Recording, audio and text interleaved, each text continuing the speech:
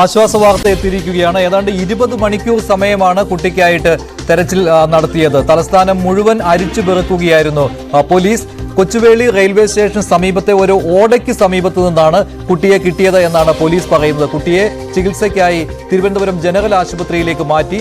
ഇപ്പോൾ ആരോഗ്യവതിയാണ് 2 വയസ്സുകാരിയായ മേരി എന്നാണ് പോലീസ് നൽകുന്ന വിവരം. കുട്ടികളുടെ രക്ഷിതാക്കളെ ഇക്കാര്യം അറിയിച്ചു. ബീഹാർ സ്വദേശികളാണ്. നാടോടി സംഘമാണ്.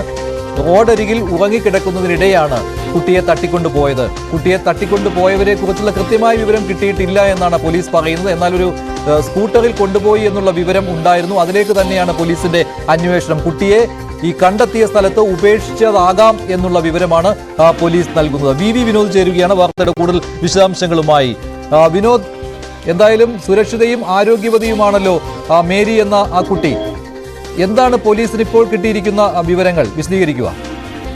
മഞ്ജുഷ്, ഇന്ന് രാവിലെ മുതൽ പോലീസ് അരിച്ചു പിറക്കിയ സ്ഥലത്തു നിന്നാണ് ഇപ്പോൾ കുട്ടിയെ കിട്ടിയിരിക്കുന്നത്. അതായത് മറ്റാരോ കുട്ടിയെ കൊണ്ടുപോവുകയും പിന്നീട് ഇത് ഇത്രയും വലിയ വാർത്തയാവുകയും ജനശ്രദ്ധയിലേക്ക് ഈ വിഷയം വരികയും ചെയ്തതിനെ തുടർന്ന് ബ്രഹ്മോസിന് സമീപം കുട്ടിയെ ഉപേക്ഷിച്ചു എന്ന് വേണം കരുതാൻ.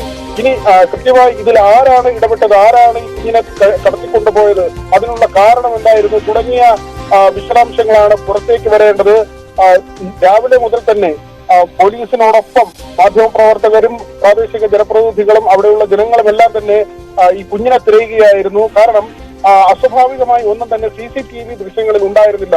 റോഡിലെ CCTV ദൃശ്യങ്ങൾ പരിശോധിച്ചെങ്കിലും കുട്ടിയുമായി പോകുന്ന വാഹനം, അങ്ങനെ ഒരു പ്രത്യേകിച്ച് ഈ മഞ്ഞ നിറത്തിലെ സ്കൂട്ടർ എന്ന മൊഴി, അത് പല ആവർത്തി നിരവധി CCTV ദൃശ്യങ്ങൾ പോലീസ് പരിശോധിക്കുകയും അതിൽ നിരീക്ഷിക്കുകയും ചെയ്തിരുന്നു. എന്നാൽ അങ്ങനെ അസ്വാഭാവികമായ ഒരു വാഹനം കണ്ടെത്തിയില്ല. മാത്രവുമല്ല, രക്ഷിതാക്കൾ പറഞ്ഞ സമയത്ത് അവിടെ നിന്ന് കുട്ടിയെ കടത്തിക്കൊണ്ടുപോകുന്നതിന്റെ യാതൊരു ലക്ഷണവും ഉണ്ടായിരുന്നില്ല. അതുകൊണ്ട് തന്നെ ഈ പ്രദേശത്തേക്ക് കൂടുതൽ അന്വേഷണം കേന്ദ്രീകരിക്കുന്ന നിലയുണ്ടായിരുന്നു. അതിന് ഫലമുണ്ടായിരിക്കുന്നു എന്ന് തന്നെ പറയേണ്ടിയിരിക്കുന്നു. കാരണം നമ്മൾ രാവിലെ മുതൽ ഈ പ്രദേശത്തിന്റെ പ്രത്യേകത പറഞ്ഞതാണ്.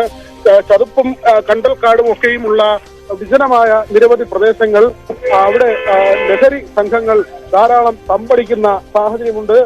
പക്ഷെ ഇതാരാണ് കുട്ടിയെ കടത്തിയത് എന്നതിനെ കുറിച്ച് വ്യക്തതയില്ല. എങ്കിൽ തന്നെയും ഈ പ്രദേശത്ത് കുട്ടിയെ ഉപേക്ഷിക്കുമ്പോൾ ഈ പ്രദേശവുമായി ബന്ധമുള്ള ആരെങ്കിലും തന്നെ ആകാനാണ് സാധ്യത. അല്ലെങ്കിൽ മറ്റാരുടെയും കണ്ണിൽപ്പെടാതെ ഈ കുട്ടിയെ വളരെ ദൂരത്തേക്ക് കൊണ്ടുപോവുകയും പിന്നീട് വീണ്ടും ഇവിടേക്ക് കൊണ്ടുവരികയും ചെയ്യുന്നത്, അത് ഇത്രയും പോലീസിന്റെ വലയമുള്ളപ്പോൾ, ഇത്രയും മാധ്യമങ്ങളുടെ ശ്രദ്ധയുള്ളപ്പോൾ അത് സാധ്യമായ കാര്യമല്ല.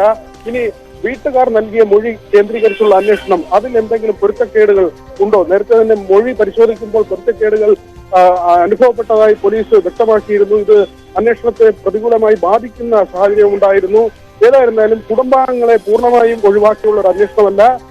ഈ കുടുംബത്തിൽ പുരുഷന്മാരുണ്ട്. കുട്ടിയുടെ പിതാവിന് പുറമെ മറ്റ് പുരുഷന്മാർ കൂടി. ശരി, ഇനി വരും നിമിഷങ്ങളിലായിരിക്കും ഇതേക്കുറിച്ചുള്ള കൂടുതൽ വിവരങ്ങൾ പോലീസിന് കിട്ടുക. എന്തായാലും പോലീസിന്റെ സംശയത്തിൽ ചില ആളുകളുണ്ട്. ഉടൻ തന്നെ അവർ കസ്റ്റഡിയിലാകും എന്നാണ് പോലീസിൽ നിന്ന് കിട്ടുന്ന വിവരം. ഇതുവരെ ആരും കസ്റ്റഡിയിൽ ഇല്ല എന്നാണ് പോലീസ് ഇപ്പോൾ പറയുന്നത്.